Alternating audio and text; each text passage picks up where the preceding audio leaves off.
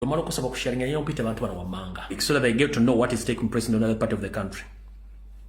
Yeah, there are a number of issues. Number one, which is very, very vital right now, that the other day I did talk about is the issue of land. Yes. You know, the thing that is remaining in northern Uganda that the people of the north have as something that makes them be part of Uganda, like materialistic thing, which shows that they are part of Uganda, is the land that they have, maybe ancestral, customary, you know, whatever, people, the way people get lands in northern Uganda.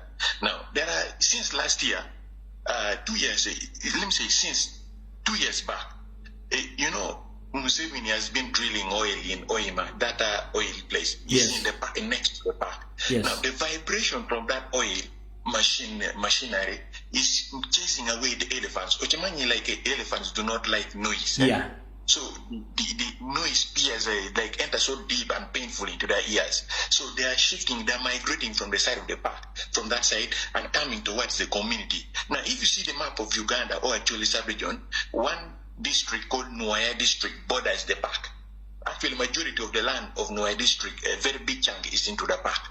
So what happens is that the elephant, Uganda Wildlife Authority has been getting enough supplementary, enough money, but these people have been letting the animals now escape into into the community.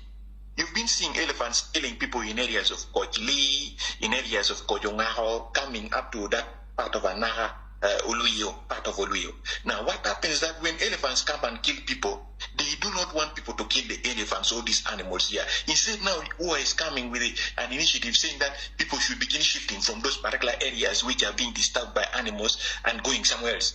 They're not even compensating people who have been killed by the elephants. That's another way that these people have started using to chase people off their lands. Yes. Now, 2 weeks ago, Gilbert Olanya, the member of parliament for Kilak, that is a Moro district where Salim Saleh has over 3 villages of land. Come again? You see, Come again? Salim Saleh has a village, has gotten like 3 villages of land. You don't see the end. You stand from one side, you cannot see the end. He has planted soybean, he has been planting soybean in that particular land. A very big chunk of land. The other side you cannot see it because it's too big, like almost miles. You know, you drive, if you are driving, you can drive for like 30 minutes when you're still driving along that path of the land. You were seeing this farm. But then what has been happening recently? There's a Ukrainian. It's called Peter Skov. I will share with you the photo. He's in Kampala right now. He owns some company? Is it called Equatorial something company limited? The guy, the NFA, the National Forest Authority, did a secret plotting of land. It mapped lands in a Moro district. When it mapped the land, it gave land to this man here without even letting the people in the village know that their land has been given by National Forest Authority to this Ukrainian to go and do coffee farming in a Moro district. There's a place called Wicheri. Wicheri is a village part of Clark South. Is in Amor there.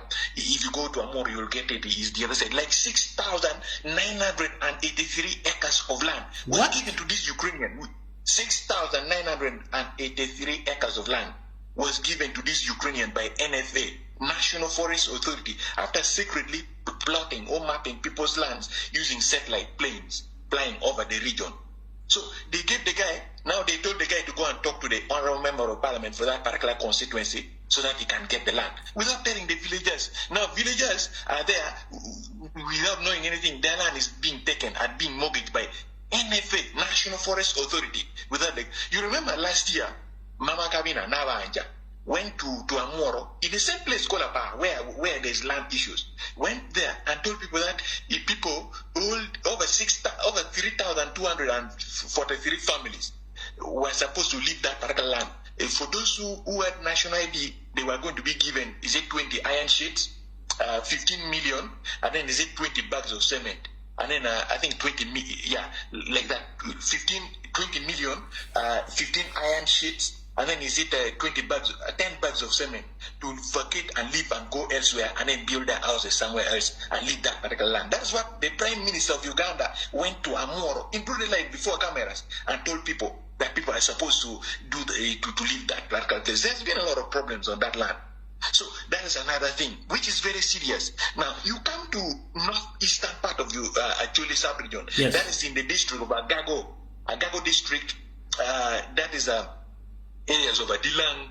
You come and find areas of Paimol. You come and find areas of Kocha. There's a place called there's a village there. So what has happened in that particular area is that government. You know this Karamojong, they say Karamojong warriors, but these people are not gotten. People with the guns, they come to a society, they kill people. Last week, but one, I posted a photo of some guy on. I cannot post these photos on Facebook because Facebook is very, very. They always block pages or like another. So I post them always on my Twitter handle, Strike Machine. If you go there, you'll find. They went and got some guy. I think they've been asking that guy for his land. Then the guy has been refusing for his land.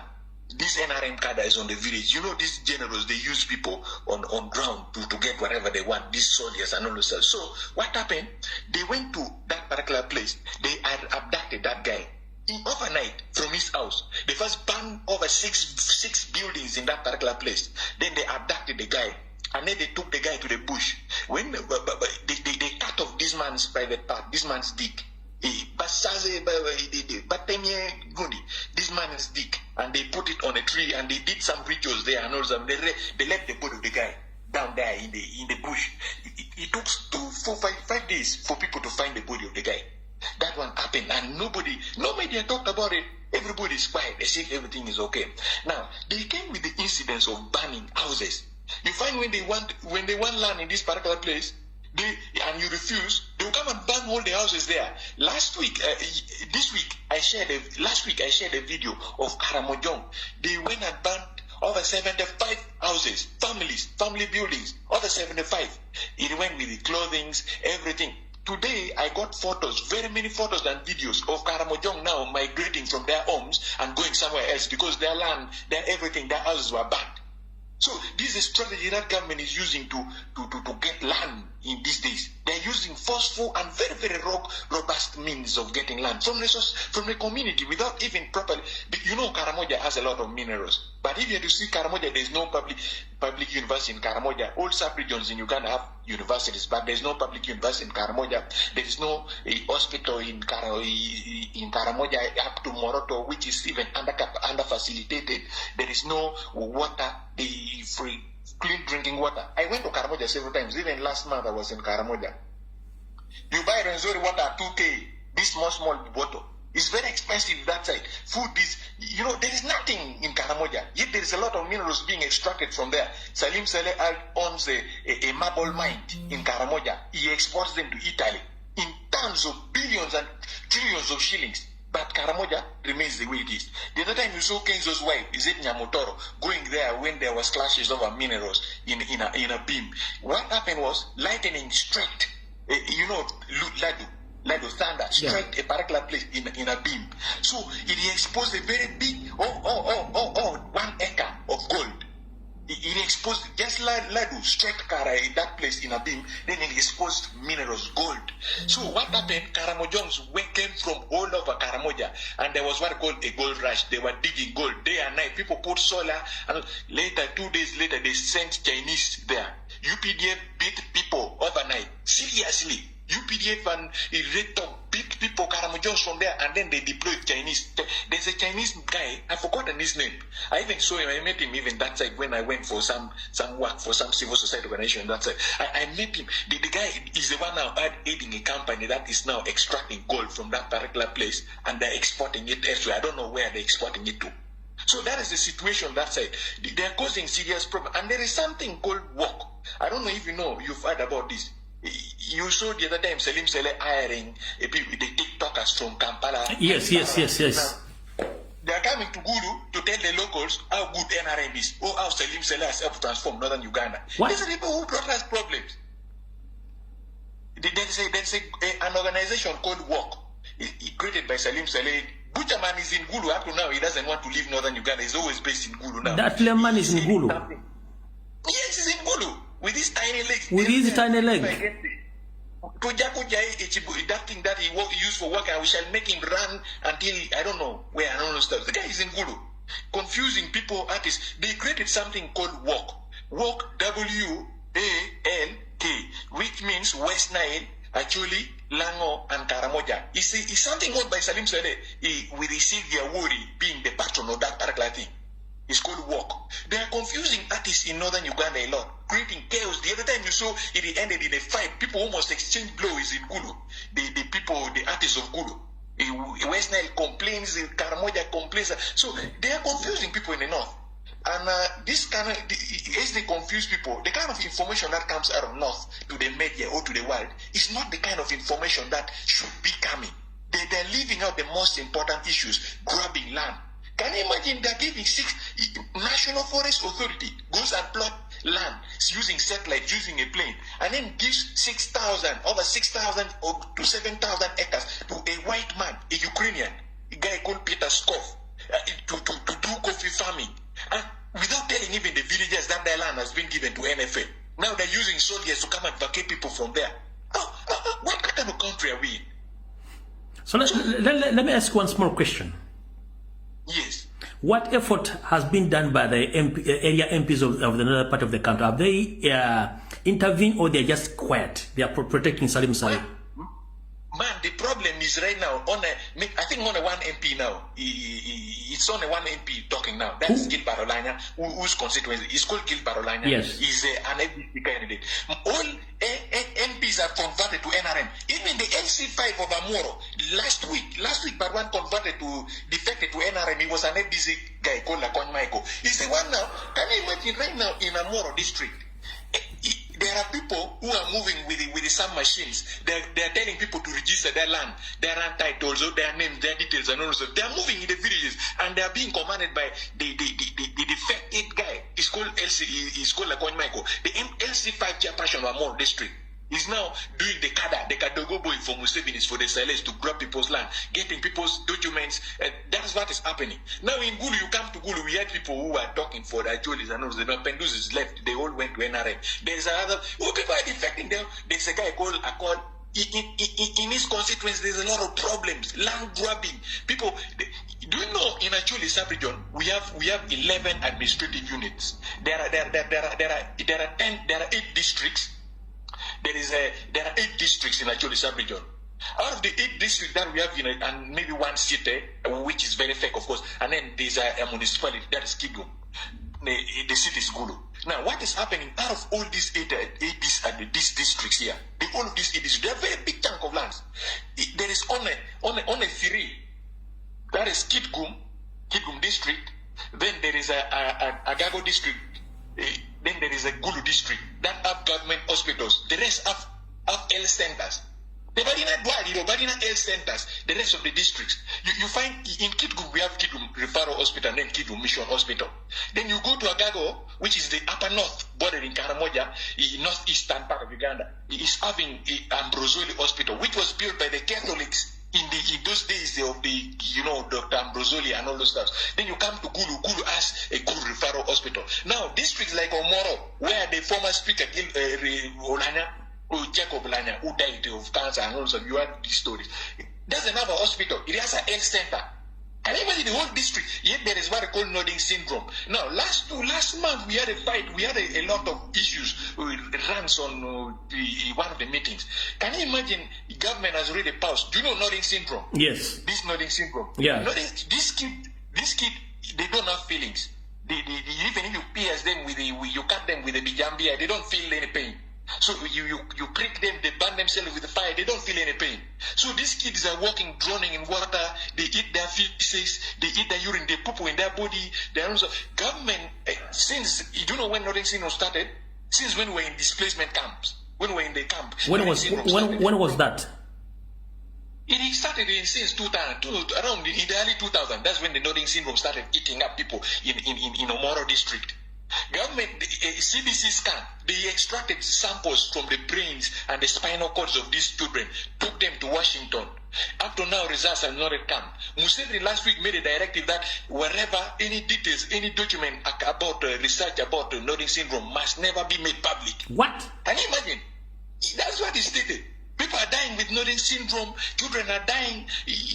There is no hospital for these people to go to because initially there was a white woman called, I've forgotten her name. I met her once. That white woman got a donor fund from US, came to Gulu, to Omoro, and set up a rehabilitation center, a sort of a mini hospital for the Northern syndrome victims, for children to go and get food. Because these children here eat until they finish. Go by year. These people can eat even one basin of posho and finish it. They can eat like pigs. Yeah, they eat to finish. They don't eat to get satisfied. They eat to finish. Even when they're poo-pooing, they just continue eating. That's how they are. They can walk in the water and drown. They can walk on fire and burn. They don't feel any pain. So Museveni shut down and said that nothing should be made public. It should be concealed, is classified. That is how it is. And up to now, they took CDC scans, samples, and no results has been made. People with children continue dying in areas of Omoro, that area of Odeh. Then you go to areas of Bade, in areas of Ngagora. You come. This is a small area, but it's really killing very many people, and nobody's talking about it. Members of parliament from that area are NRM. People say in Northern Uganda people love NRM. These people are rigging elections and are beating people. Do you know over 16 youth are still in prison in Luzira? One died last month. I was talking to Gilbert Olanya. One died in prison. Museveni came and he orchestrated it. They come and do some shooting, around, do some kind of gun violence. Then they say it is the youth of that area that has behind the ones who stole guns and all this stuff. They come and arrest people. They grab people in a chair. In a pit. They went and dropped some people in a moor in Babo, in some areas of in Palaro. That is what happened. Now to conclude. Another very serious issue. There's a place called Palaro sub-county. It's the biggest sub-county in Gulu district. 98% of the people living in Palaro are Balalo. Can you imagine Balalo are now fronting their candidates? These people learned actually. Hold on, Mr. Strike Machine. Balalo is just a nickname. Balalo is just a nickname or their title, their occupation title. That's the correct name. Yes. The Banyarwanda, they came to a place called Palaro. The 98% of people living in Palaro are Banyarwanda. They now speak actually. Some of them are even intermarrying. They are even marrying these rich cadres in the village, NRM cadres and all those stuff. Now they are fronting their own candidate. I hear they are fronting their own candidate for MPship, for LC5, for the various positions.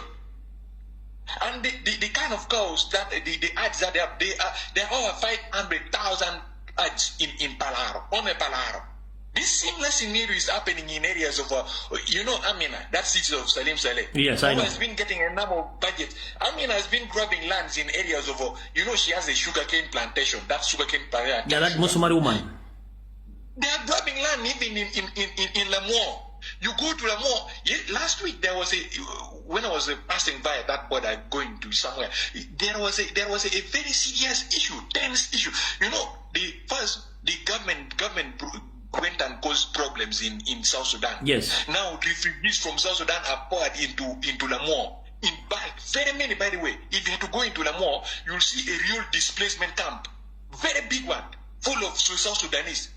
Now, these South Sudanese, they came to Uganda. Even now, you see Congolese are coming. They're bringing them to Obongi. This is part of West Nile. They're bringing them to Obongi. They're bringing some to Lamour. These people are coming, and you know what they're coming to do? They're coming for land. They want land where to stay. They have to go to hospital when they're sick. They have to go to school. Their children have to go to school. They need food. All this, they're now coming to compete with the locals over the little resources that we have in the region. It's not that we don't want refugees to come to our country. But the problem is government having the capacity to take care of these refugees? Museveni is doing it as a business. Because if you bring refugees to northern Uganda, you should take care of them. Now, these people are not taking care of the refugees. The refugees now, some of them are very rich. They're buying out people. You come to Gulu these days, you find majority of the people who own the big buildings in the city are not people of the Gulu. Either South Sudanese or Banyarwandas. Either South Sudan. Salim Saleh has his own personal passport. He bought a very big chunk of land in the middle of Gulu. Repeat that statement. Salim Saleh, the brother of Museveni, yes, has his own passport in Gulu city. He bought a very big chunk in the heart of Gulu and built his own passport. You ask anybody who is from Gulu, you think I'm kidding. These are factual things. They're not propaganda, by the way.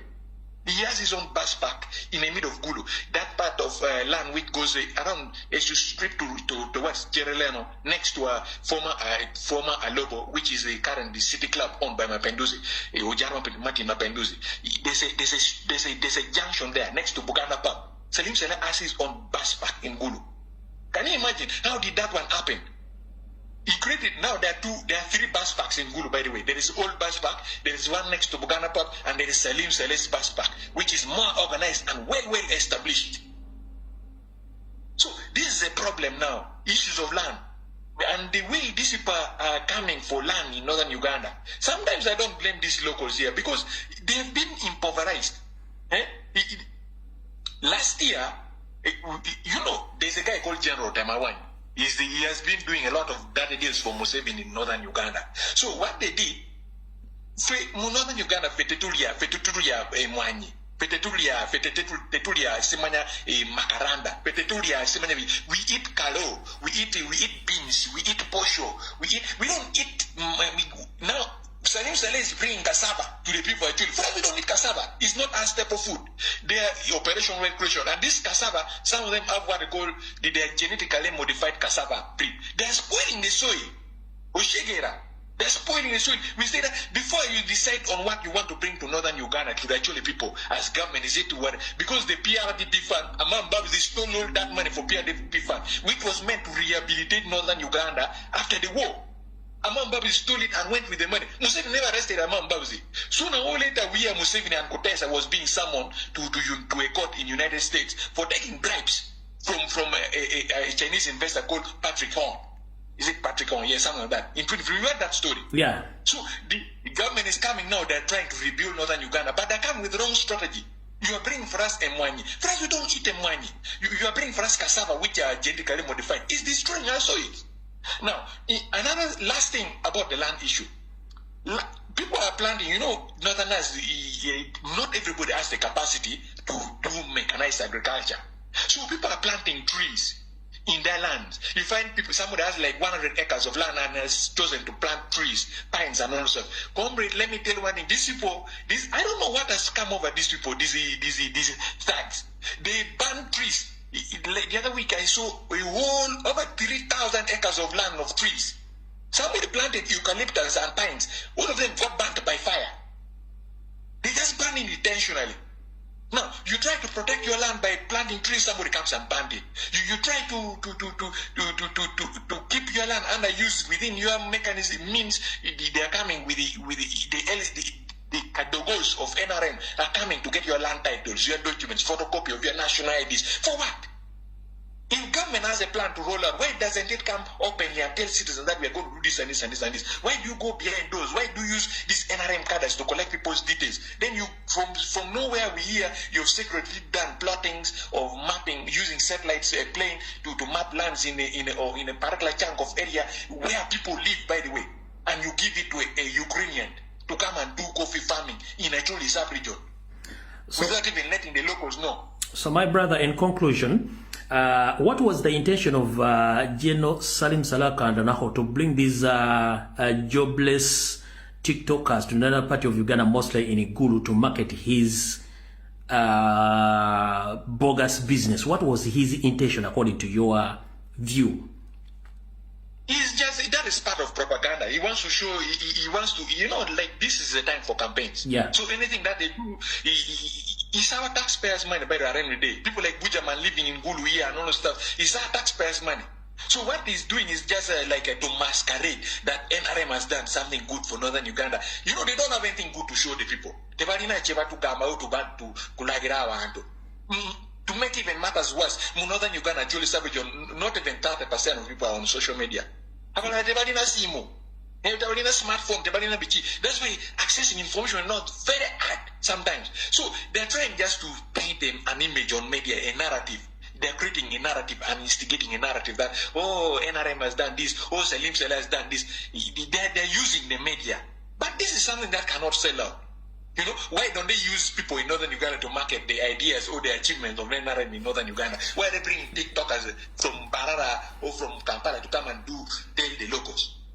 And So these people do not even know English. I mean, they're actually divided. They don't know local language. How can you tell someone in the village that NRM has done this, NRM has done this in English or in